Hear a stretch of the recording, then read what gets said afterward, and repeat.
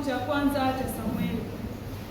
Bwana akamwambia Samueli, ijaze pembe yako mafuta, uende nami nitakupeleka kwa Yese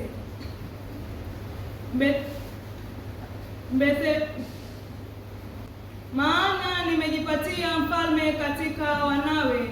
Ikawa walipokuja, Samueli alimtazama Eliabu akasema, yakini masihi ya Bwana yupo hapa mbele zake. Lakini Bwana akamwambia Samueli, usitazame uso wake wala urefu wa kimo chake, kwa maana mimi nitamkataa. Bwana haangalii kama binadamu angaliavyo, maana wanadamu huitazama sura ya nje, bali Bwana hutazama moyo. Yese akawapatisha wanawe 7 mbele ya Samueli. Samueli akamwambia Yese, Bwana hakuwachagua hawa.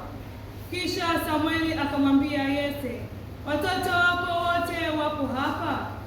Naye akasema, amesalia mdogo wao, natazama anawachunga kondoo.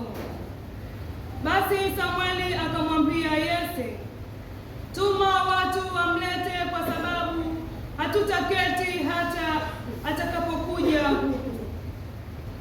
Basi akatuma mtu, naye akamleta kwao. Naye alikuwa mwekundu, mwenye macho mazuri, na umbo lake lilikuwa la kupendeza. Bwana akasema, ondoka, umtie mafuta, maana huyu ndiye. Ndipo Samueli akaitwa pembe yenye mafuta.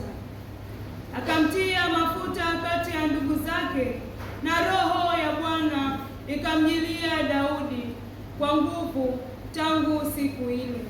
Neno la Bwana.